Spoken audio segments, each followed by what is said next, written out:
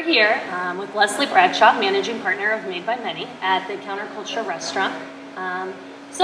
Welcome. Thank you. It's beautiful and blue and it's sunny out and it's great to be here. Mm-hmm. So you're a poster child for success in the tech and startup space. You mastered the digital age and now you're a managing partner at Made by Many. Can you tell me that story?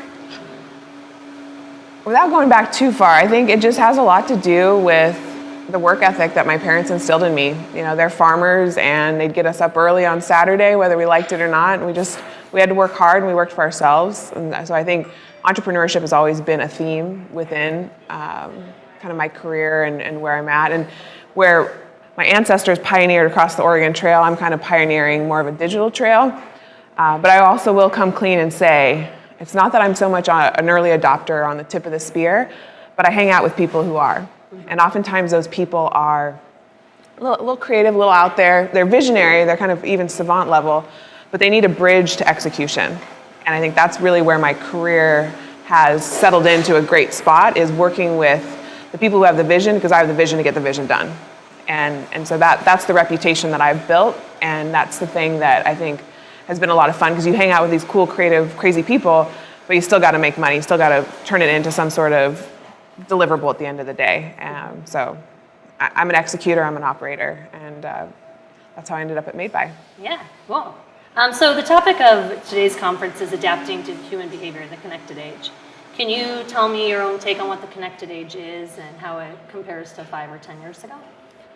So when I think about 5 or 10 years ago with tech, it was intrusive, right? You had these big brick phones, you had, well, maybe not 5 years ago, you had little razor clam things. Blackberries. Blackberries, oh geez, those meep. But they were either for the certain class of people, the kind of tech elite or the business person, and you could tell, like, oh, what's that thing that they have? Or, oh, they have this laptop instead of a desktop. And now it's becoming much more omniscient, right? Tech is just sort of that layer just sitting on top of our lives. I think a lot about the on-demand economy, right? There's always been people making food, doing laundry, driving people from one place to another, but now you can do it on demand, right? You just push a button, and because of the technology and the capabilities with geolocation, combined with smartphones being incredibly powerful, and then just the consumer savviness level has elevated. So with all of that, tech has gone from up in your face, kind of, oh, what's that, to, oh, it's just kind of in the background, enabling my life. Mm-hmm. Living in New York City, I joke, it's simultaneously the most inconvenient and the most convenient city, because I can push a button and just about anything can show up, including massages on demand with Zeal. And Alfred is another one that we actually work with at Made by, but they're a butler service that kind of helps me fix my shoes and my glasses and get me laundry and pick up flowers, just things that are just hard in a city. So yeah, the on-demand economy is just incredibly interesting, and how technology is powering and enabling that kind of supply and demand, that Adam Smith invisible hand. Just the efficiency in the market is really spectacular. Yeah. So you have a history of working with brands that believe innovation is important. Risk takers. Mm-hmm. How do you recognize that kind of client or that kind of brand before you engage with them? Or what common trends do you see? So you see a lot of, brands that I've worked with on my roster, people like NASA, Nike, right? You think of them, Intel, Google, Facebook, Twitter, all amazing brands for sure. But it's really, brands are made up of a bunch of people. And I've always identified that one risk taker, that change maker, usually not very high up in the organization, could be even entry level, kind of just hitting on Twitter, out there trying to drum up stuff, or maybe they have a little bit of authority and they're able to kind of get stakeholder buy-in. But I've always worked directly with those types of people, and they're the disruptors. They're the ones who are willing to put their career on the line and say, hey, we need to be here. I think about Intel and the Social Media Center of Excellence, very ahead of its time in setting social media standards for its company, and then onboarding them, I think initially about 10,000 employees through a digital education, and making sure that everyone was empowered so that they felt good, not this, oh, you're not allowed to, like no Twitter at work. It was more like, yeah, if you're gonna tweet at work, here's some of the parameters. And working with them on that in 2008, and it was a smart group of people: Brian Rhodes, Katrina Walter, Kelly Feller, later Becky Brown, and that group of people, they weren't in the C-suite, and yet at the same time, they took it upon themselves to come up with something, work with an outside shop, and make it happen. I also think about people like Stephanie Shearholtz over at NASA. We worked on the first check-in from space with Foursquare. We had to get a Space Act agreement for that. We also worked with GoWalla when they were still around, kind of balance the things out with a moon rock. If you checked in, you got little moon rock stickers. But in both cases, it wasn't an edict from the top down. It was really this kind of innovation from the bottom up. And so I've always sought those people out. So you think with a lot of CMOs kind of in the audience today at the conference, kind of this empowering people within your departments to bring innovation up? Absolutely. I would say that creating a safe place, an environment where you let those ideas come up. And I also think that there needs to be some formality to the ideas. I think they need to have a business case. I think it's not just tactical enthusiasm, like, let's get on Snapchat. Like, I don't know if that makes sense for our business. So I do believe that, and again, the people that I have worked with have done a great job of figuring out, okay, here's the new technology. Here's this kind of crazy idea I'm talking about with Leslie and her team. And then here's how our business could uniquely leverage that technology, and then putting that together in some sort of memo or deck and kind of sell it into stakeholders. And then also reporting back in. I think that's really important to kind of show, like, this wasn't just a flash in the pan, or it just wasn't like this cool thing. It was, hey, here's a sustained way we're going to leverage this technology going forward for the business and for the people that we serve, or who are our customers or our audience. Mm-hmm. So how do you think human behavior is changing the way you work with clients and what services you offer? So at Made by Many, we're really finding that collaboration is the absolute most essential component of a successful innovation. Mm-hmm. And you think, oh, well, it's the tech, or it's making sure that we have cool ideas, or it's the timing. It's really the collaboration, because we're building such sophisticated systems that you can't wait 6 months, 12 months, 18 months to get something in market. We say if it's not in market in under 100 days, then you're spending too much time on it. And we really have that kind of make, test, learn mantra. But in order to make something, you need client approval. Yeah. You don't want to volley it over to them. Oh, client's going to write 10 pages of feedback, volley it back over, and stuff gets kind of lost. So we really insist that we co-work, co-locate with our clients. We resolve everything kind of in real time. There's never really a true approval stage. It's just kind of iteratively, like, how does this look? Does that look okay? Is that on brand? And we do that also with our engineers and our designers sit right next to each other. So it isn't, oh, I finished the comps and now I hand them to you. It's more like, hey, I'm working on this particular thing. How does the code look? And the designer is maybe a couple days out from the engineer. Mm-hmm. But in general, it's highly collaborative within our own disciplines, and then with our client and ourselves. And then we have some partners. We just recently did a very, very ambitious project. We launched it on Kickstarter. It's called Hackaball. It's this physical device, and shoot, I should have brought it. And it has just an amazing potential with young children to teach them logic and programming through physical play. So they program the ball, they put the computer screen aside, and then they go outside and play hot potato. They throw it up. So you can throw it the highest. And we're software engineers. We're great at co-designing concepts with our audience, so in this case, kids, which was a blast. But we're not physical, industrial designers. We don't have a manufacturing background. So it did actually take around two plus years to complete the project to where it is now. Probably about 18 prototypes, the first of which we were printing ourselves on 3D printing and realized, you know what? This isn't our sweet spot. This isn't our bailiwick. Let's bring in a partner. So we brought in MAP, a great industrial design firm, brought in a sound engineer, brought in just like lighting specialists, and then also a manufacturing partner. So with that, partnerships I think are also critical. Mm-hmm. So when you think about the future, it isn't like, oh gosh, we're all going to be teleporting and we're going to be beaming in. We're going to it's really less about that. It's back to the basics of in-person collaboration. Respecting everyone's contribution and recognizing that we're stronger together than we are kind of in our disparate crafts. Mm-hmm. So when you're kind of selling clients on this collaboration process, do you have to get some buy-in, or do they need some convincing, or do you find clients today kind of also prefer that approach? I think they kind of fall into three buckets. The first bucket are the types of clients I was talking about initially. They are the change agents, they're the innovators, they're the entrepreneurs at their shops, at their brands, and in that case, they're excited. Yeah. They're like, oh my gosh, I've read about Lean Startup, so we actually get to do it. Or when we paper prototype, it's not just something that, only if you're an engineer you can prototype. It's like, okay, everybody's responsible for generating ideas. So that group, they're stoked.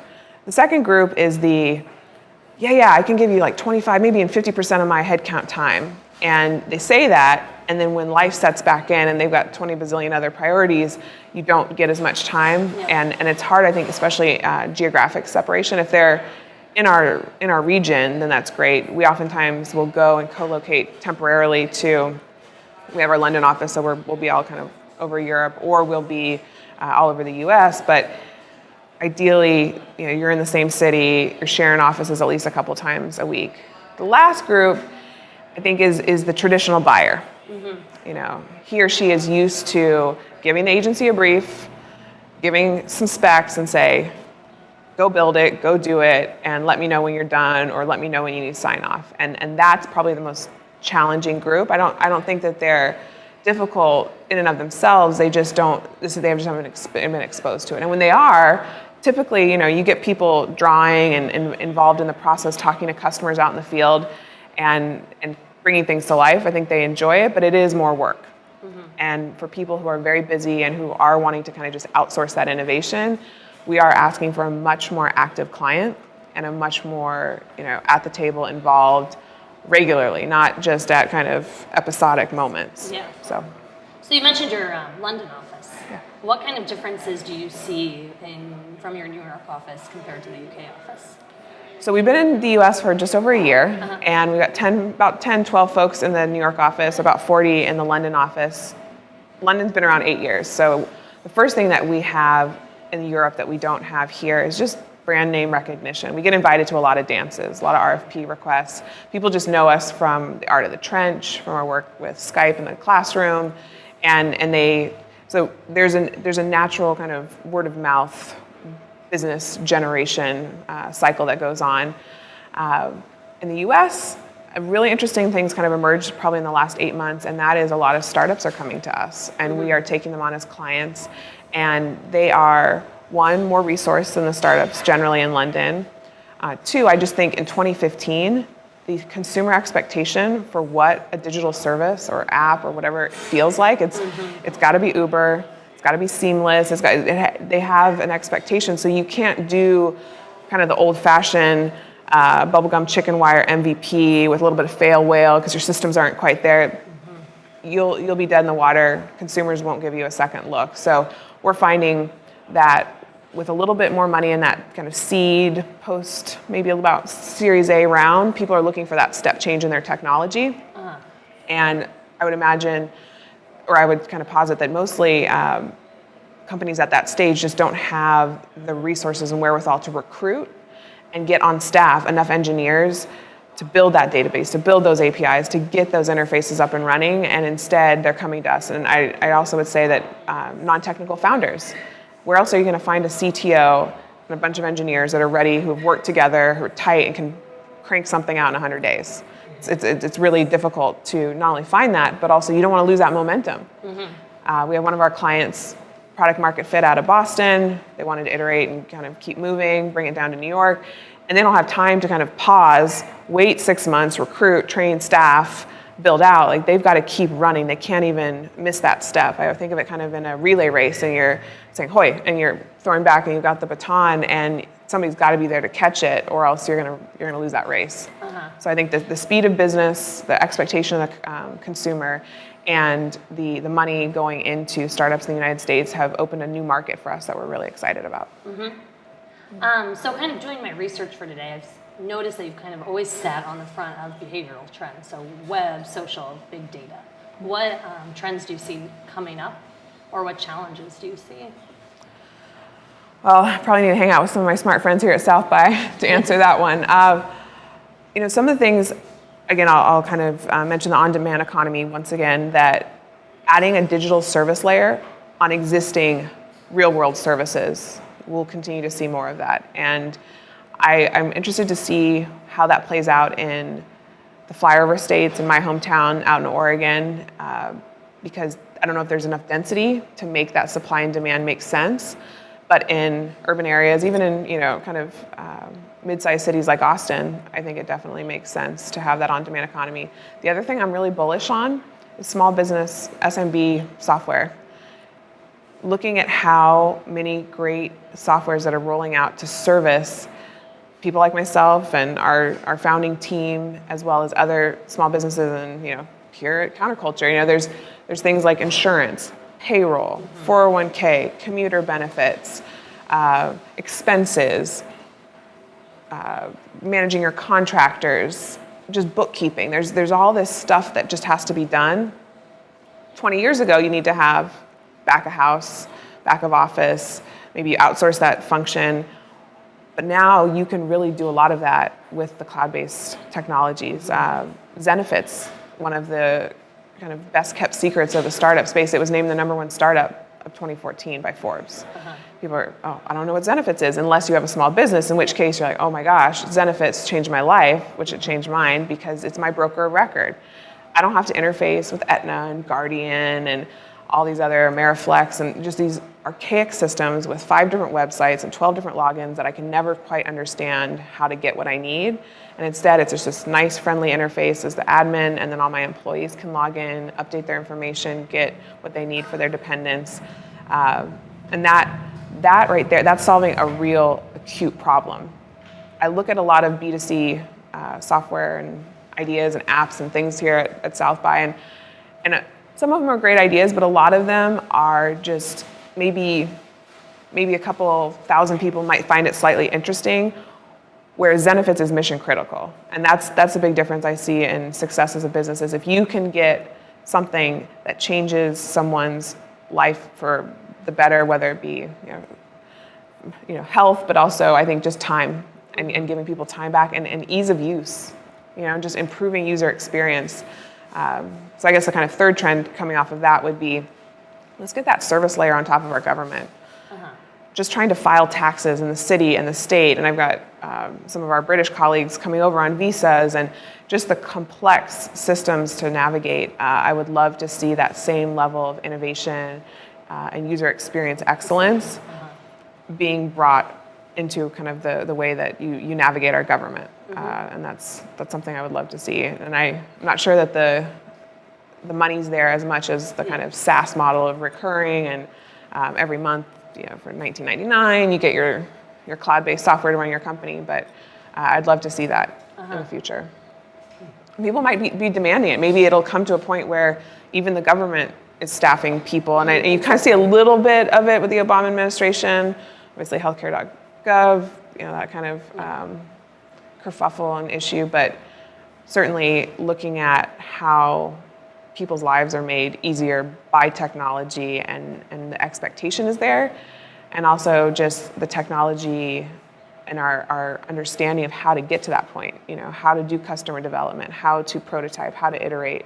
It's no longer this guessing game of, gosh, we'll go away for 18 months, build something, and then deploy it. Like, you can start getting feedback immediately. I mean, you have to, because if not, you've really kind of shot in one direction, and if that's not the right one, then you're done. Start over. Right. So speaking of challenges, you and I both work in a very male-dominated industry. What do you do at Made by Many to help promote women, and kind of in your own life too? Yeah, so at Made by Many, the first thing I noticed in coming in just about 9 months ago at this point, it not only was flat in terms of title, but there was no hierarchy between talent types. I think a lot of agencies suffer from, those are the creatives.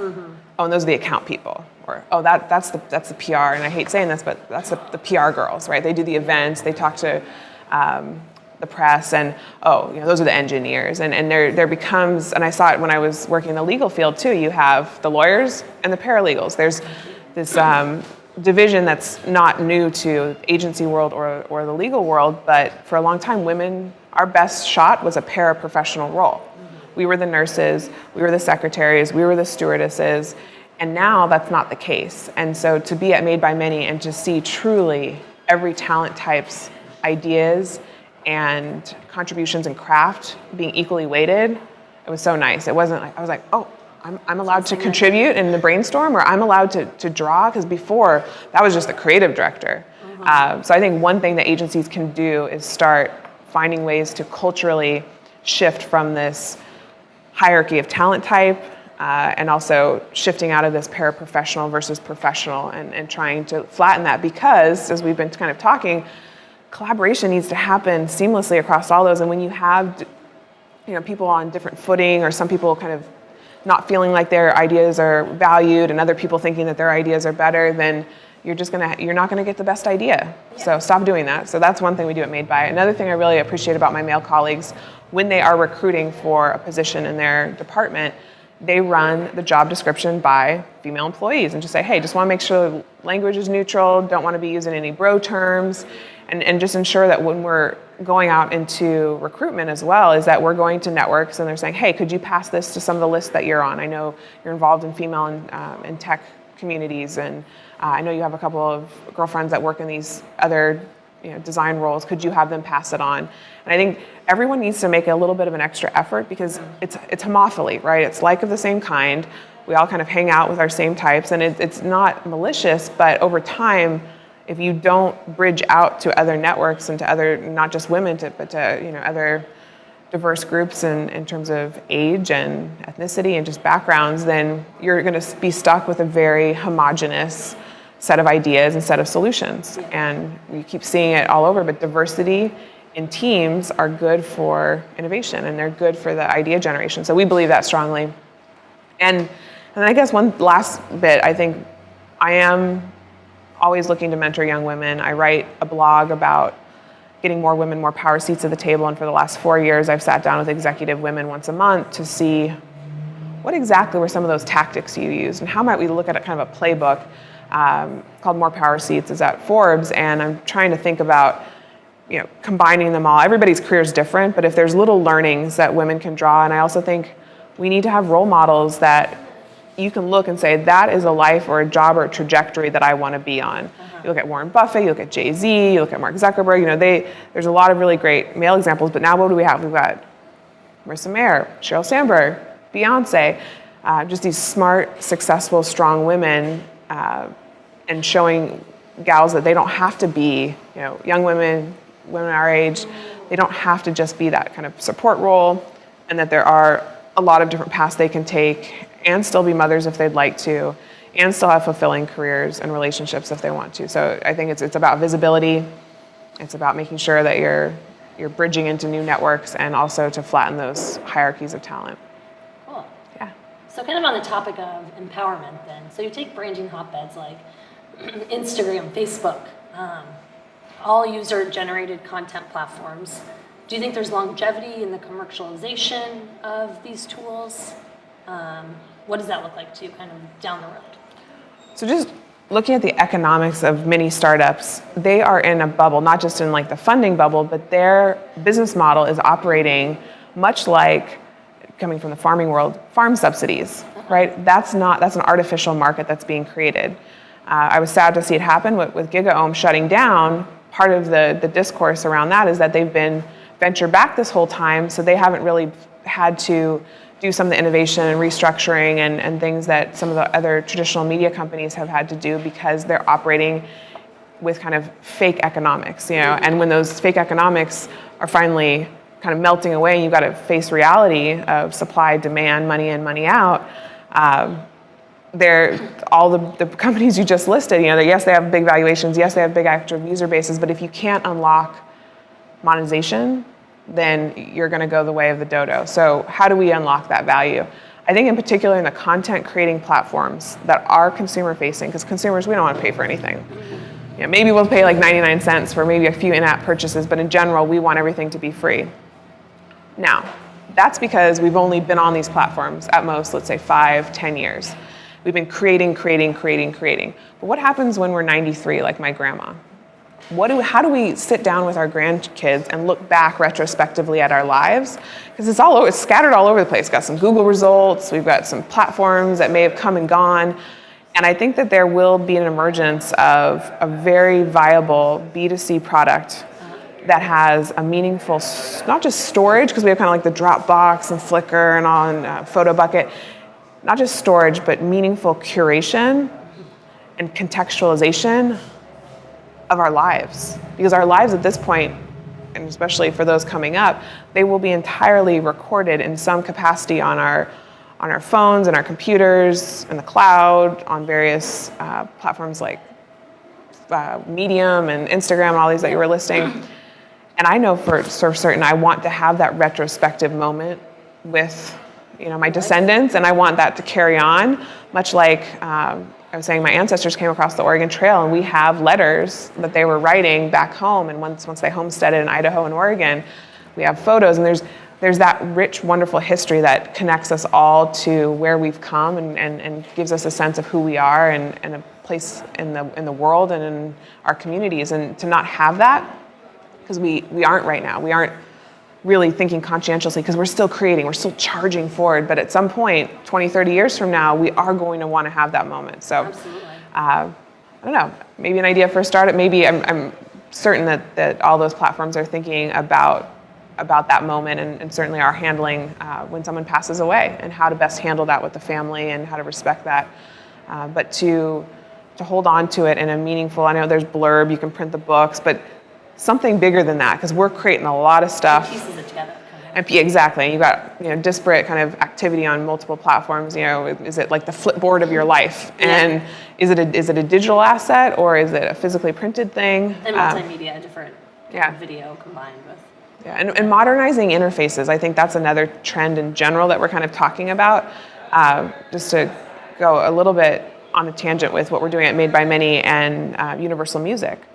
They own 90% of all the world's classical music through acquisitions over time. And when you think about the things that as humans we've created in the few thousand years since we've come to be, classical music is one of our great achievements. And it started very, very early, and it's continued. But some of the greatest innovations occurred hundreds of years ago, and we're still listening to Beethoven and to Bach. And to have that, initially that interface was the home of wealthy people. And then over time, the interface was a concert hall. And then fast forward, the record, and then eventually the CD, and then the MP3. Well, what's that new interface? How will the next generation experience that classical canon? It's streaming.